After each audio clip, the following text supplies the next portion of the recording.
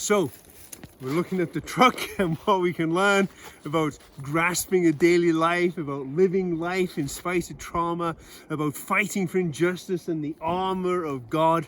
And that led me to think about the New Testament part of the armor of God, the part that we're perhaps a little bit more familiar with, where the Apostle Paul takes the images of the Old Testament and God's armor and says that we can wear that armor too. We know it well. Therefore, put on the full armor of God, so that when the day of evil comes, you may be able to stand your ground. And after you've done everything, to stand. Stand firm then, with the belt of truth buckled around your waist, with the breastplate of righteousness in place, with your feet fitted with the readiness that comes from the gospel of peace. In addition to this, take up the shield of faith, with which you can extinguish all the flaming arrows of the evil one. Take the helmet of salvation and the sword of the Spirit, which is the word of God.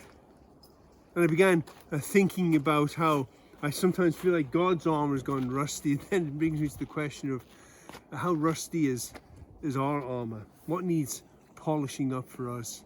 And in particular, I began thinking about our sword, the sword of the Spirit, which is the word of God. You see, it's when we know the word of God that we know the character of God. It's when we know the word of God that we know what God considers injustice that needs to be fought. And we learn from the word of God how it is that we're to fight injustice. Most often through love and through service, but sometimes with the prophetic word of this is wrong, don't be doing it. This is the way of God, which is the way of life. Trouble is, I think, for many of us, our swords get a little bit rusty. We leave the Bible behind for whatever reason, neglect or discouragement or not understanding or disagreement, or we don't like what it says.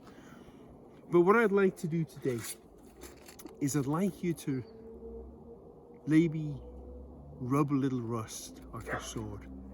Get back into the Word and fight for Him.